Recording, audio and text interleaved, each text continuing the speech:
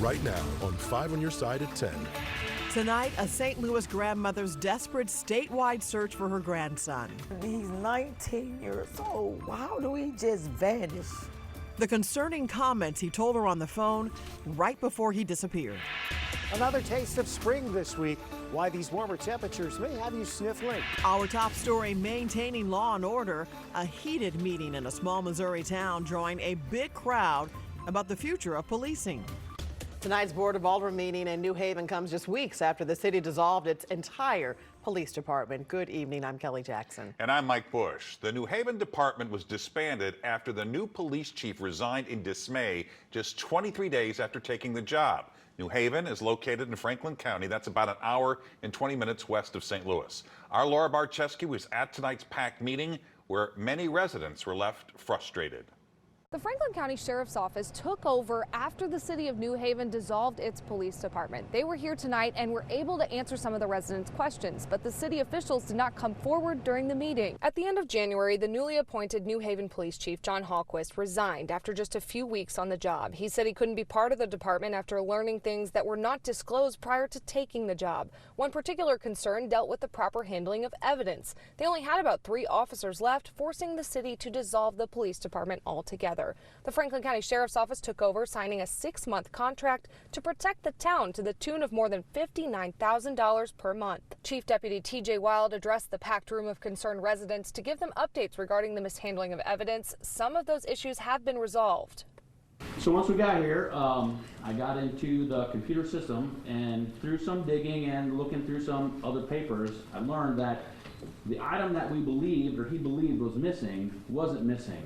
It was returned to the owner. Residents are still concerned about safety, but have noticed an increased presence of highway patrol and sheriff's deputies. Of course, our utmost concern is the safety, our children's safety, because we know that there's criminal activity in our town.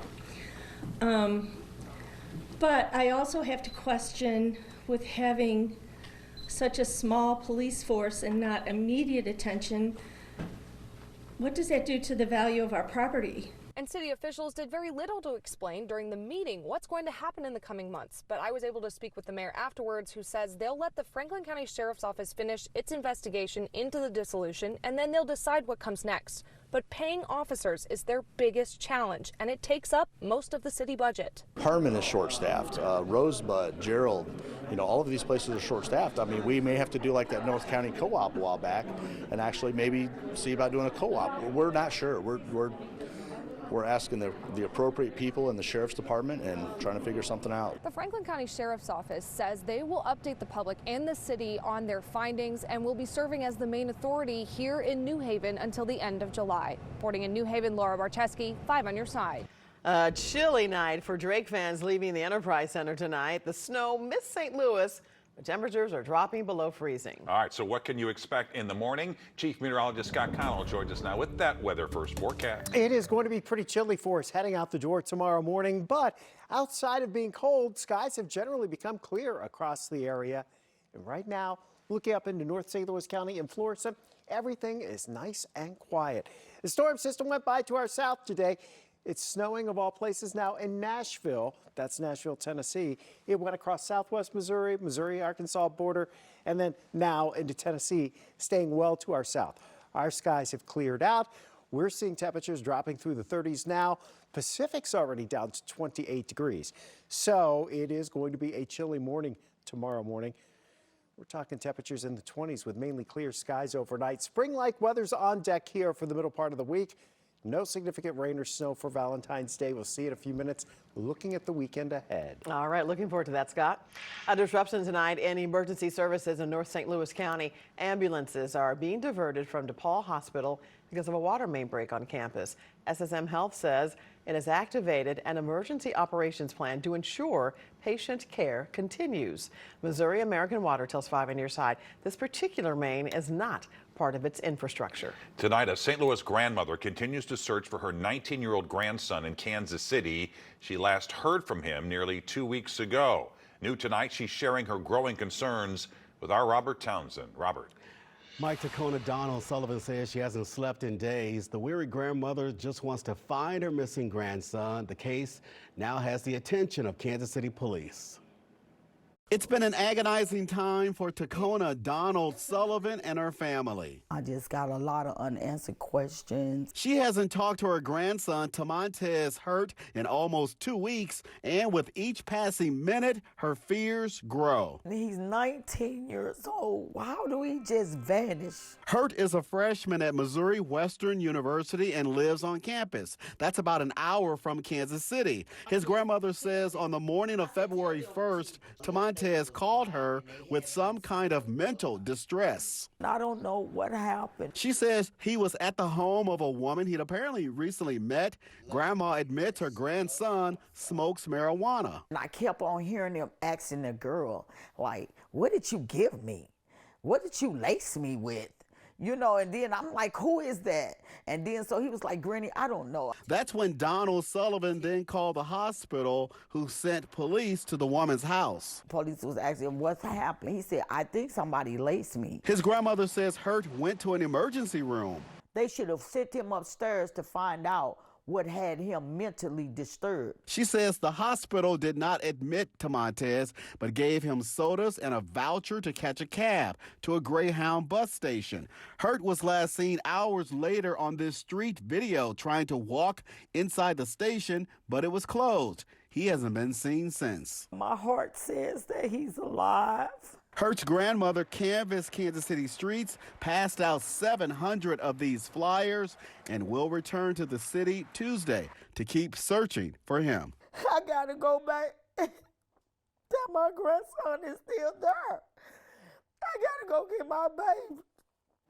A Kansas City Police Department spokesperson tells us Tamontez Hurt is listed as a missing person, and a report has been taken and assigned to a case detective. Robert, thanks. A third man is now behind bars in connection to a shooting that critically injured a 13-year-old girl in Alton. Kevin Sanders is charged with attempted first-degree murder. Those are the same charges Alvin Perry III and Rayshawn Colvin are facing. All three are accused of firing a gun in the direction of 13-year-old Renaya Stewart. She was standing on a porch outside a home on Highland Avenue when she was shot. Police say she was not the intended target. Tonight, Florissant police are investigating a shooting outside a McDonald's that left one person hurt. It happened yesterday afternoon at the restaurant on Shackelford. Someone in the restaurant shared video with us showing the front door was shattered by gunfire. The victim is expected to be okay. No one else was hurt. No word of any arrests. A baby in Florissant was alive tonight thanks to a living donor. She was born with a liver disease that impacts about 1 in 12,000 newborns. 5 News 5's Annie Kroll met with the little girl's family tonight and talked to the doctors who made it all possible.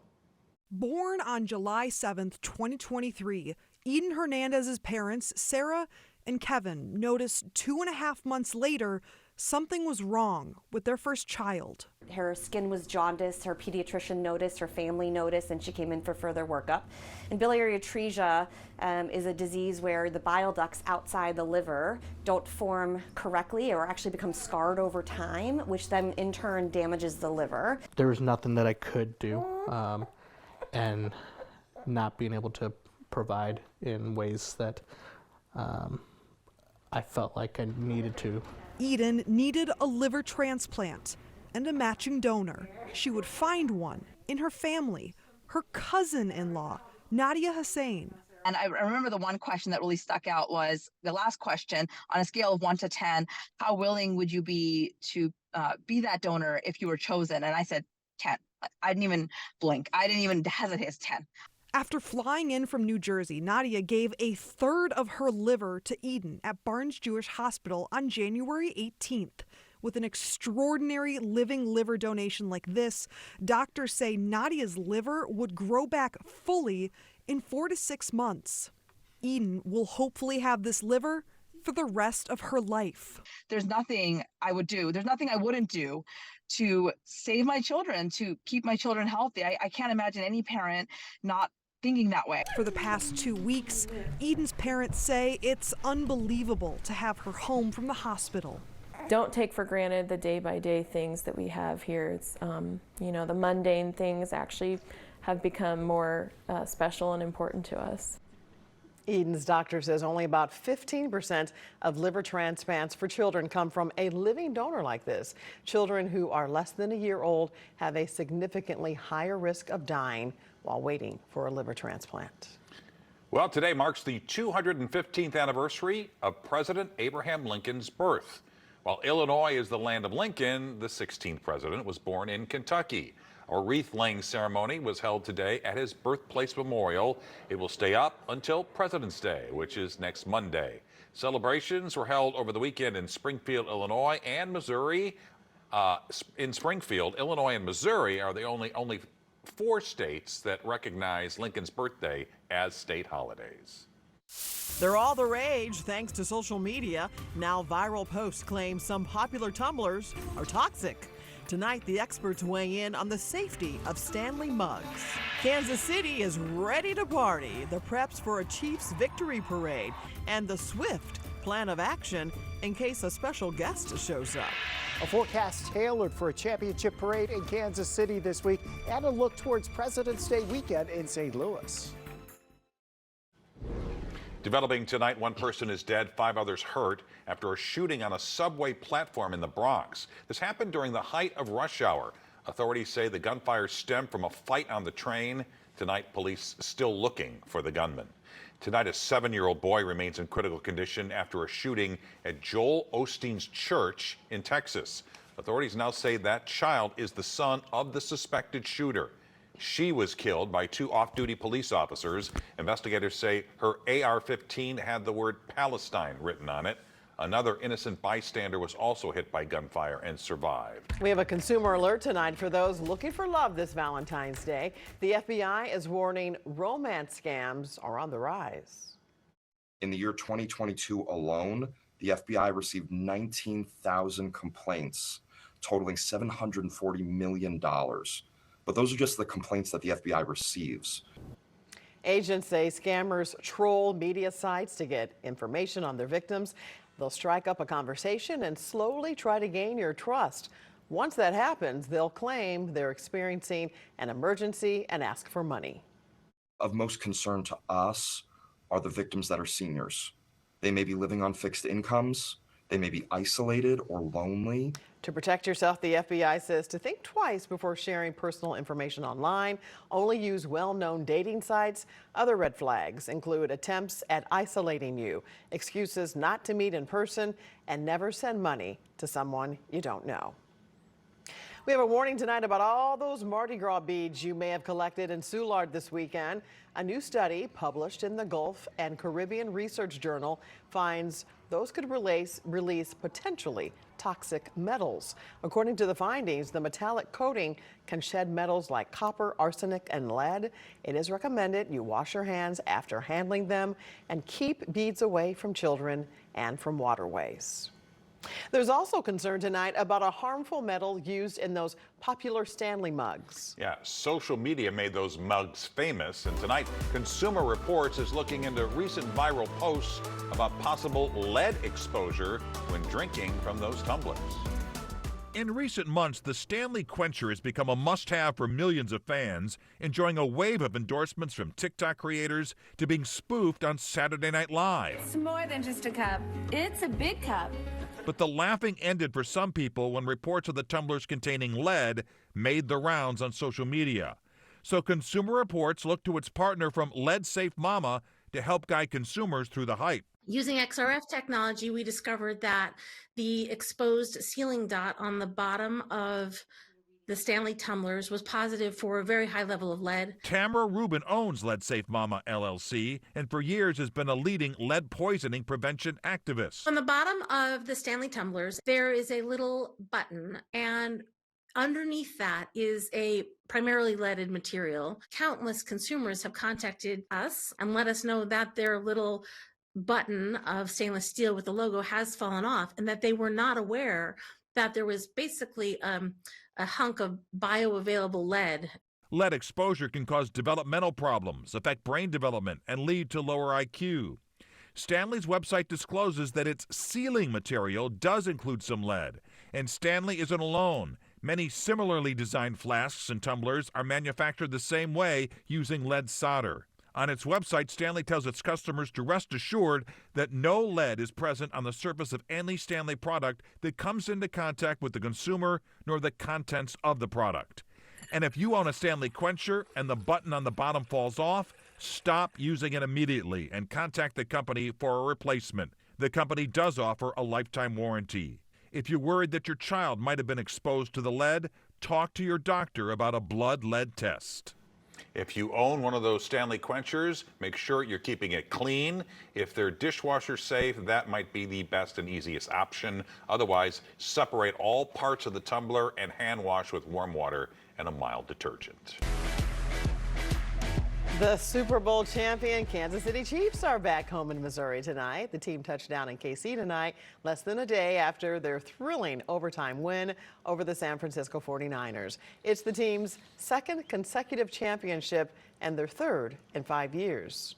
The big win meant 40 workers here in St. Louis had to burn the midnight oil printing champion T-shirts.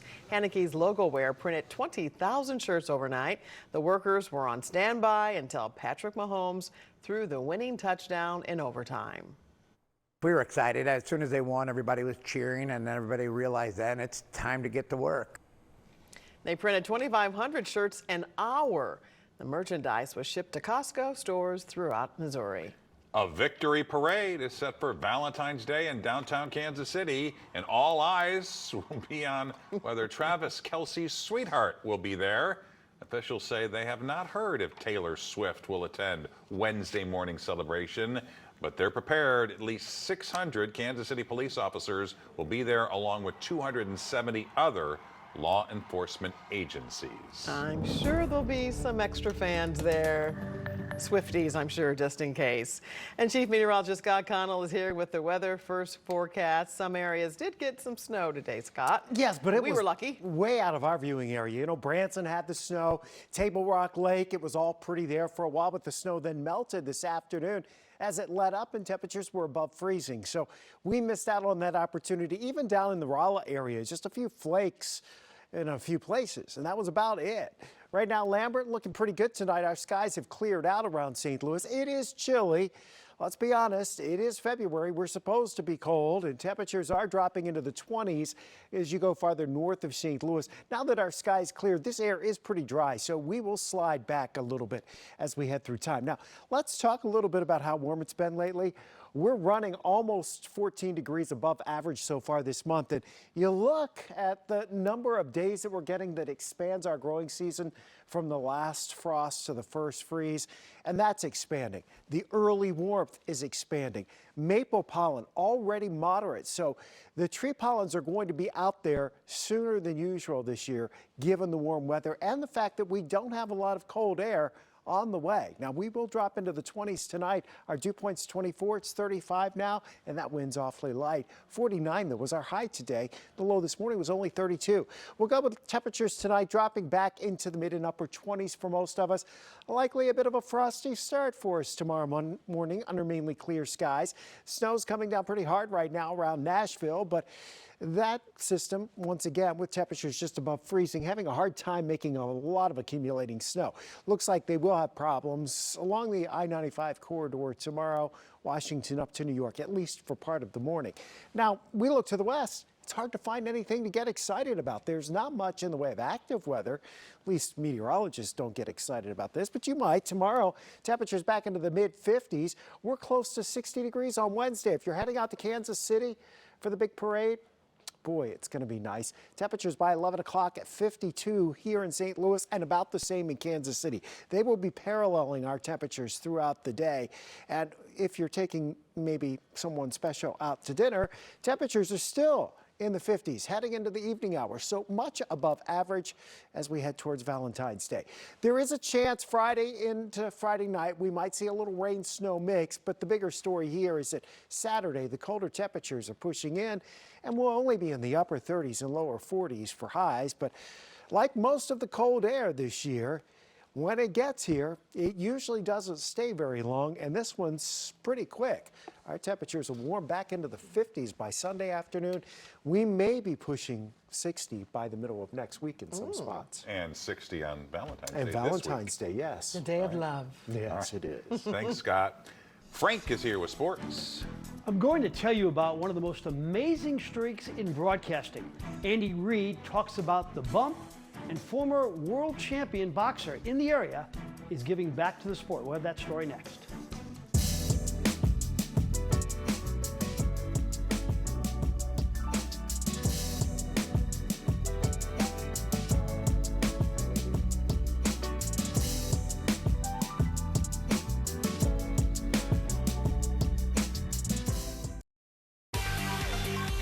This 5 on Your Side Sports Report is sponsored by Telly Tire and Auto Centers, driving your way since 1942. Perhaps if any other player and any other coach were involved in the bumping incident during the most watched event in America, it would have been a bigger story. But it's Travis Kelce and Andy Reid, likable guys. And it sure didn't hurt that the Chiefs won the game. It happened in the first half when Kelce, who had 1 catch for 1 yard, just went off on the coach. Eagles receiver A.J. Brown tweeted, if he would have done that, he would have been kicked out of the league. And keep in mind, 123 million saw it, the most watched Super Bowl ever. But the coach doesn't hold grudges. The part I love is he loves to play the game, and he wants to help his team win. I mean, it's not a selfish thing. That's not what it is, and I understand that. And so as much as, he bumps into me, I get after him, and we understand that. He just caught me off balance. The St. Louis Sports Hall of Fame honored 10 sports figures who have roots on the east side tonight, and that includes Mizzou play-by-play broadcaster Mike Kelly. The Pride of Dupo started doing the Tigers on radio in 1997, and he has done a remarkable 372 consecutive football games. I asked him about the streak. Been blessed to do more than 1,000 basketball games. I'm going to steal a line from Jack Buck. When he went into the American Sportscasters Hall of Fame in New York City, Mr. Buck said this: if I ever had a conversation with God, I would say this: why have you been so kind to me? And that's exactly the way that I feel and have felt throughout my career. The puck dropped on some mid-state playoff action at Maryville University Ice Rink in Chesterfield. The Smet against Oakville. Oakville has some fine talent this year, including number 21, Anthony Maroon, Pat's son. He had a goal tonight. Off the faceoff, Braden Tillett will get the goal, and DeSmet wins 4-3. Our town has produced its fair share of boxing champions: Henry Armstrong, Leon and Michael Spinks, and the fellow behind me, Devin Alexander. We caught up with the champ today, and he's a man on a mission.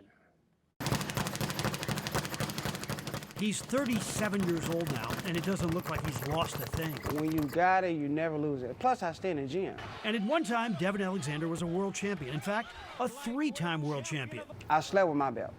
The night of the fight, after I won, I slept with my belt because I knew how hard it was to get to that point. Right hand, at the right hand. And now Devin is trying to help others get to that point. His latest project is promising middleweight Jeremiah Thompson. And Jeremiah will be a part of a special night on April 6th at Harris Stowe. Devin is putting on a big fight night. The money raised will go to the boxing gym he's trying to build for kids in North County. A lot of kids don't have no guidance, don't have a father in the household. So boxing really helps them become men. The vice president of the Urban League is this man, James Clark, and he's a believer in the project, and the Urban League is helping. It would really show that St. Louis is ready to step up and meet the needs of our young people. Our young people are crying out. The boxer is back, and not trying to win for himself, but for others. And be a safe haven for the kids.